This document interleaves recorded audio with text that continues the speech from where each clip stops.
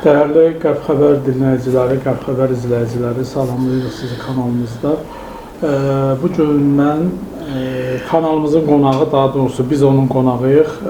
Marshall mükafatı laureatı, Qadın Hüquqları Müdafiə Cəmiyyətinin sədri və hüquq müdafiəçisi Navilə xanım Cəfəroğlu'nun qonağıyıq biz.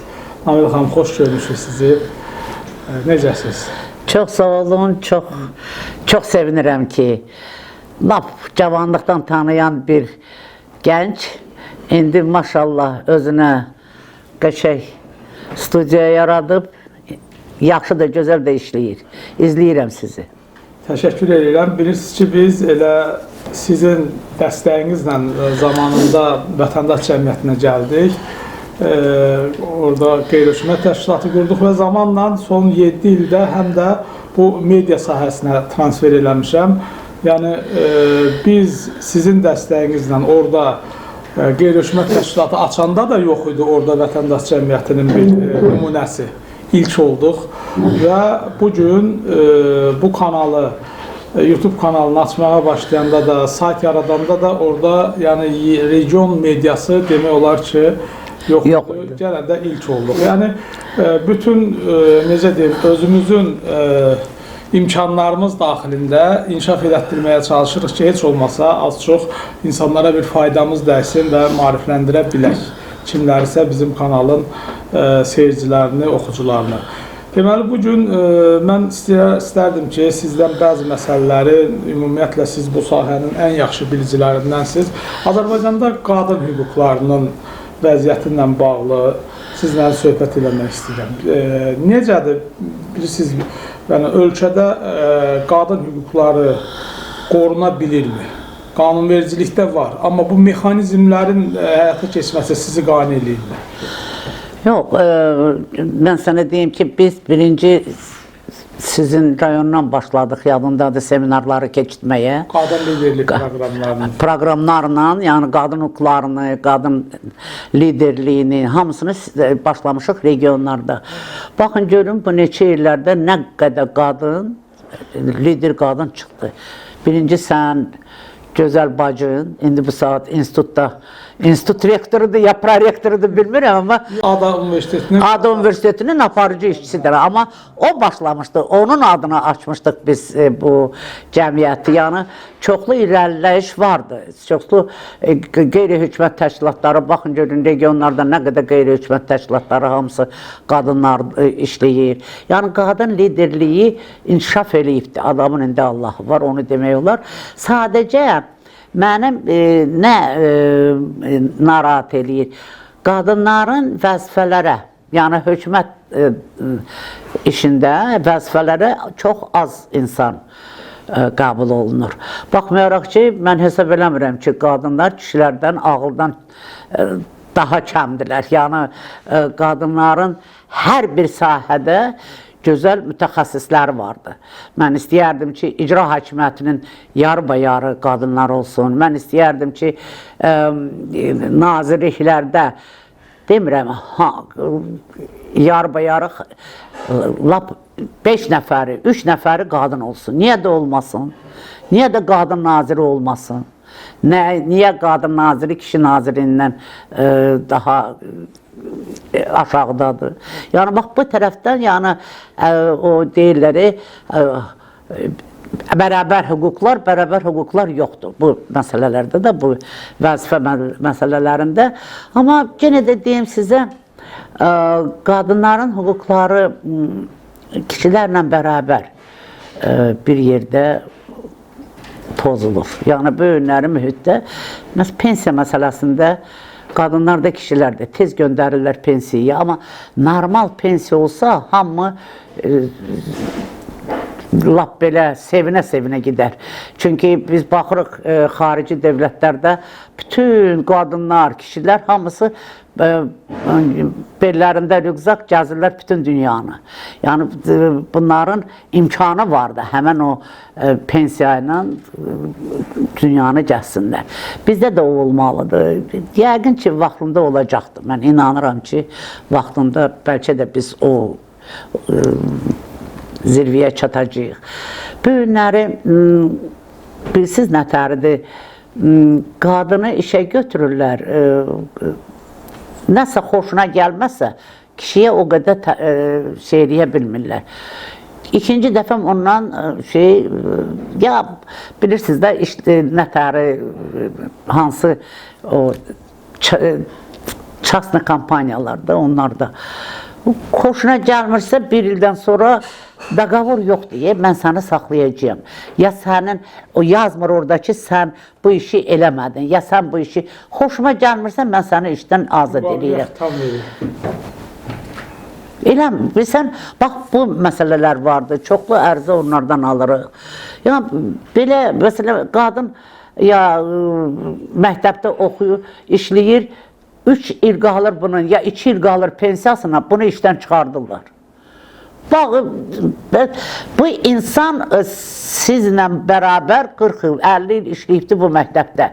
3 ilin bunun sən niyə saxlamır? Yəni, sən bunun 3 ilini o pensiya çıxmaq vaxtını nə üçün sən qoymursan ki, bu xanım pensiyasına qədər işləsin? Bu da vardı, bunlar da, bu ərzələr də vardı. Bunun hamısı qanunda olmalıdır.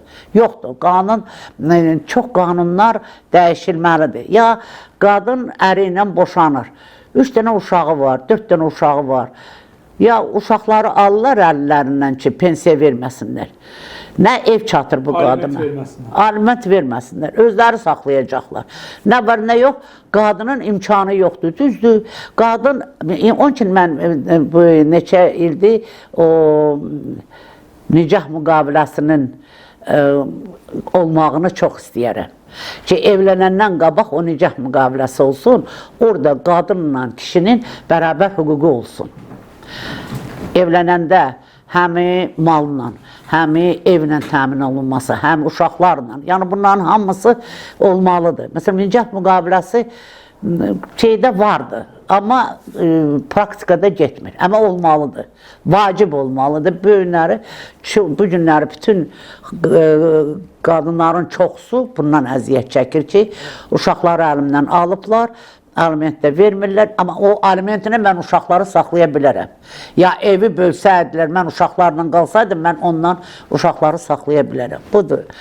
İkinci, sən qadın hüquqları deyirsiniz, erkən nigahlar bir balaca alınıbdır qabağı. Elə bizim seminarlarda da, bilirsən, sizdə də keçitmişik, Şamaxıda da, bütün rayonlarda praktiki keçitmişik. Biz erkən nigahların o qanuna girməsini çox bir neçə qeyri-hökumət təşkilatı yığışıb, kampaniyaya getdi, onu qəbul elədik. Amma biz seminar keçidəndə mollanı da çağırırdıq, polisi də çağırırdıq. Yəni, icra hakimiyyətindən adam da çağırırdıq ki, bu regionda əgər sən bu erkən nikahlar olsa, siz üçünüzdə cavab deyirsiniz. Çünki qanunda bu vardı. Amma ona baxmayaraq görürsən ki, qızı qaçıdırlar. Bir dəfə bir ata dedi ki, qaçıtmısan, vecimə döyürsən, türmədə oturmalısan, mən qızımı aparam evimə. Bircə dənə ata. Qalanları o Azərbaycan mentalitetindən gəlmiş bir şeydir ki, qaçıdıbdır, millət nə deyər, 16 yaşında qızı verirlər, sonra da bədbaxt olur o qız. Yəni, bu erkən nigahların qabağını almağa cəmiyyət də borçludur. Cəmiyyət beganə olubdur. Cəmiyyət səsin qaldırmır, cəmiyyət sözün demir, cəmiyyət həmən ata-ana ilə danışmır. Məktəbdə, məsələn, müəllimələr, müəllimlər gərək bu işdə aktiv olsunlar ki, sən qız uşağı niyə məktəbə gəlmir? Elə məktəblər vardır ki, heç qız uşağı yoxdur orada. Heç saat oğlan uşağı da yoxdur, hamısı gedib işləməyə, haradasa işləməyə. Qızı da aparıb qoyurlar evə ki, ərə verəcək, gedəcək, evdə mənə kömək eləsin. Bax, hər il bilsən nətəri, primitiv monitoring eləməməlidirlər. Hər məktəbi yoxlamalıdırlar ki, nə qədər qız uşağı gəlir, nə qədər oğlan uşağı gəlir məktəbə. Bax, bunun hamısını sözsüz ki, görəsiz, hansı bir əcəyib bir şey çıxacaq ortalığa. Bizim vaxtımızda, deyəcəyəm, 7-ci sinifə qədər hamı oxuyurdu. Bax, bir dənə qanun çıxmalıdır ki, qız uşağı məktəbi qutarmalıdır. Mənim rəhmətli nənəm hələ o köhnə adamdı. Mənim özüm köhnə adamam. Nənəm lap köhnə adamı idi. Deyirdi ki, qızı oğlandan çox dərsə getməlidir, qızlar. Deyirdi, nənə, niyə? Deyir, qız onun bunun qabağında süpürcək süpürməsin, ailəsini dolandırmağa. Həyatda hər şey ola bilər. Qızın əlində bir sənəd olmalıdır ki, o qız öz uşaqlarına bir parça çörək gətirə bilsin. Hələ nənəm deyirdi, bu günləri bax, analar, atalar bunu fikirləşməlidirlər ki, qız uşağına vacibdir, oğlan uşağına da vacibdir, amma qız uşağına, oğlan uşağından vacibdir. Oğlan gedib daş daşıya bilər, nə bilim, ağır işlərdə işləyə bilər, amma qızı ən çoxu savad olmasa harda ya stalovlarda qab yiyəcək, ya da küçələri süpürəcək də. Bax, bunun qabağını almaqdan ötəri qızlara hamısına deməli, təsir vermək lazımdır. Ailələrdə də gənc nəslin, cəmiyyətin ümumiyyətlə savadlı olması üçün birinci növbədə ananın savadlı olması zəruridir. Bəli. O, Cavid Əfəndi deyirdi ki, sürüşlənən bəşəri qadınla yüksələcək. Yüksəlir. Bax, bayaq sözünüzün əvvəlində dediniz ki, zaman-zaman vətəndaş cəmiyyəti içində qadın liderliyi proqramları oldu. Sanki bizdə bir yüksələn və eynən xətlə belə bir proseslər gedir. Bir də görürsünüz ki, bir nəsil, bir deyək ki, dönəm insanlarda həm siyasi çevrədə, həm parlamentdə kifayət qədər parlaq qadınlar çıxır, görürsən ki, bunlar belə bir eyni nəsildirlər gəldilər. Sonra görürsən ki, sönüklük olur, bir müəyyən, sanki fərdi qaydada bax, bu qadın liderliyinin parlamaları olur. Amma bütövlükdə cəmiyyətdə qadınlarda bir müəyyən qədər biganəlik var. Bəlkə öz taleylərinə mi, yoxsa ümumiyyətlə cəmiyyətdə mentalitetdirmi bunu belə eləyən ki, qadın sana otur yerində? Bəsə deyim, qadına dəyər verməlisən. Ailədə də, cəmiyyətdə də. Qadın irəli gedirsə, qadına cəmiyyətdə, hakimiyyətdə dəyər verməlidir. Onu dəyər verməsən, qadın sönür.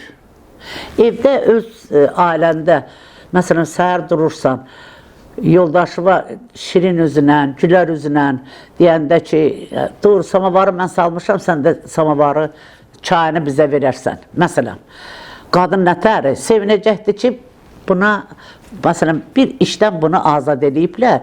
Yəni, o da həvəslə gəlib duracaqdır, hər işi görəcəkdir. Qadın çox, nə cür deyimsin, incə məxluqdur da. Yəni, qadına nə qədər gözəl münasibət bəsləsən, qadın 5-ə artıq sənə o münasibəti qaytaracaq.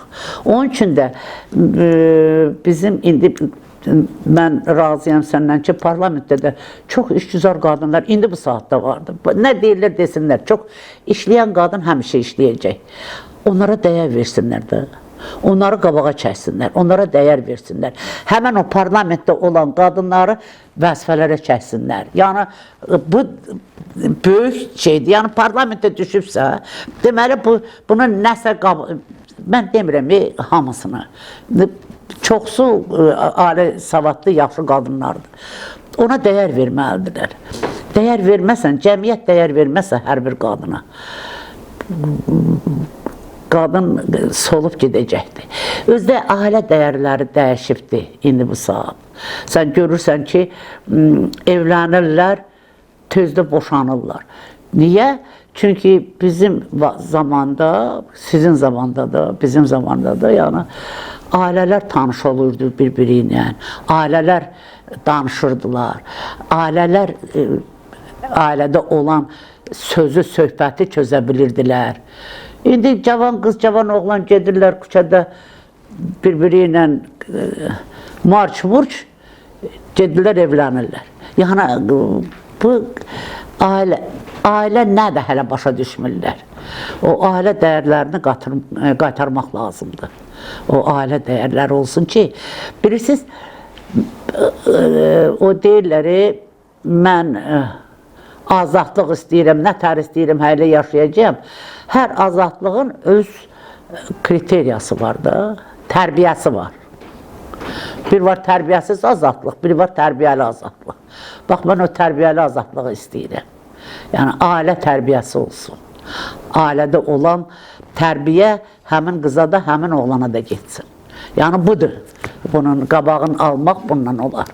Nail xanım, bu ailə demişkən, mənim ağlıma bir şey gəldi. Sizə müraciət edən insanların içində bu məişət zorakılığına bağlı çoxmu belə müraciətlər olur? Olur, çox olur. Конечно, məsələn, bizim bir neçə dənə qız zorla, cavan qızdı, institut qurtarmışdı, atası belə bunu zorla ərə vermək istəyirdi. Dedi, 10-cu sinifi qurtardın, institut qurtardın, indi işə gedirsən, səni ərə verəcəm. Deyir, məni istəməyən adama istəyirlər ərə versinlər. Çaxırdıq atasını, anasını, dedi, bu qız uşağı istəmir də getməyə. Saxlayın, 1-2 ildən sonra bəlkə bir ondan yaxşısı gələcəkdir bunun qabağına. Niyə verirsiniz ərə? Onların qabağını almışıq. Ailə zorakılığı, onların qabağını almışıq. Qadın komitəsi ilə bu məsələlərdə çox əlaqəli işləyirik. Bir şey olanda onlara zəhv verib deyirik, qabağını alırlar. O vardı da, onları eləyirik. Yəni, ailə zorakılığı çoxdur. Məsələn, mən görürəm də nə qədər biz həbsxanada bir dənə kitabı təqdim edirdik. Adəm İsmail Bakoviç, çox gözəl, mələk kitabıdır. Onu göndərmişdik 20 gün qabaq təcridxanaya, oxumuşdular. Bunu bir neçə yerdə deyirəm. Çox deyirəm ki, oxusunlar, görsünlər ki, ailədə zorakılıq nətəri olur. Yəni, orada cavan bir gözəl qız, bir cavan oğlanın məktəbdə istəyirdi. Qardaşı, atası bunun qabağını aldılar. Atası evdə polis müdürü idi. Sizin tərəfdən özdə yazılıbdır, sizin tərəfdən olanlar. Evdə o qədər belə qəddar kimi özünü aparıbdı.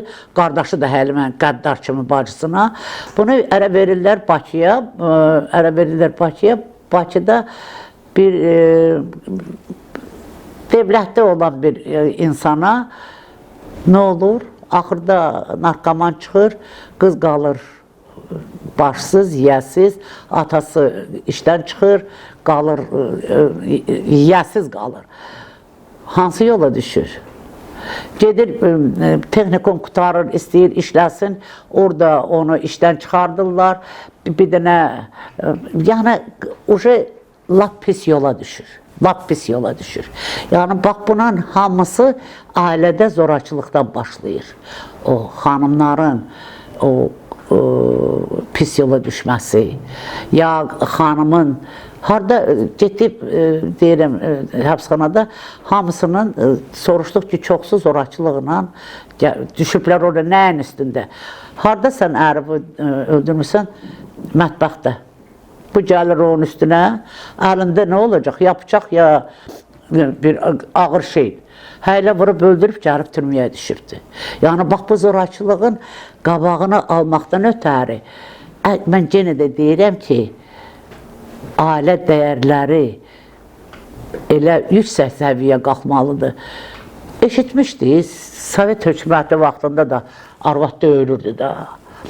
O da onun qabağın komsomol, partiya, nəxrim, nələr. Bizdə indi heç nə qalmıyor. Poetumu, amma bizim vaxtımızda, məsələn, bizdə heç polisə gedən var idi. Qadınlar polisə gedirdilər, mənə döydülər. Yox. Bu günləri bir imkan vardı ki, polisə gedib deyirlər ki, mənə döydü, nə elədi. Amma mən istəməzdim ki, qadın polisə gedib ərinin haqqında desin. Ya, döyəndə desin, demirəm onu. Amma o döyülmə olmasın. Başa düşürsünüz? Yəni, bunların hamısını cəmiyyət də ala bilər. Cəmiyyətin özü ala bilər. Bir kənd idi, biz seminar keçidirdik. Rayonda keçidirdik, kəndin xanımları var idi. Deyirdi ki, bizim bir qonşumuzda qadın var, ərib onu hər dəfəm döyür. Dedim, nə qədər? Bir balaca kənddir. Dedi ki, biz çoxuq, qadınlar çoxdur, hamımız bilirsiniz, bilirik. Tutun o kişini, deyin ki, bir də o qadını döysə, səni döyəcəyiz kəndin içərisində. Kişi deyib ki, siz kimsiz mənə döyəsiniz? Bir gün bunu tutublar, 20-yə yaxın qadın döyüblər. Bütün kişilər buna baxırmış. Mən demirəm həylə eləsinləri, amma bu nümunə idi ki, bu qadınlar həmən İbrət aləm olub da. Həmən o qadını müdafiə elədi. Kişi suyu süzülmüş, heç bir dəfəmdə deyir, ondan sonra qadına güldən axır söz deməyib. Mən demirəm belə olsun. Amma cəmiyyətin qınağı olmalıdır, döyməsinlər. Amma qınaq... Müvammət gücünün təsiridir. Yəni, bax, belə bir təsiri olmalıdır. Yəni, belə bir şey olmalıdır. Amir xanım, mən də bir şey mənim üçün maraqlıdır.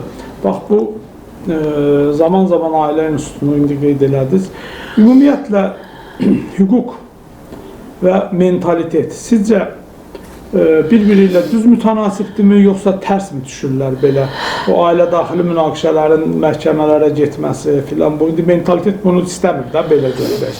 Amma hüquq da bunu tələb eləyir. Burada qızıl orta nədədir, necə olmalıdır? Mən hesab edirəm ki, biz indi bu bizim mentalitetimiz çox qəşəkdir, heç əylədir demə. Əgər lap şeydən getsən, əvvəllərdən getsən, xanın yanında xanım otururdu. O mentalitetə gedin də, niyə Sovet mentalitetinə gedirsiniz? Bax, o xanın yanında xanım oturmalıdır. Bax, bu söz, bəyin yanında bəyim oturmalıdır. Yəni, budur bizim mentalitetimiz. Ona gedin də, axırı o tərəfə gedin. Niyə bu Sovet dövrünün mentalitetinə getmək lazımdır? Yəni, hüququ cəhətdən mən hesab edirəm ki, hüquq bizim o köhnə mentalitetimizə çox uyğundur. Onun üçün də biz bu mentaliteti dəyişməliyik, bu çevrilmiş mentaliteti dəyişməliyik. Yenə deyirəm, ailə dəyərləri gəlməlidir ortalığa.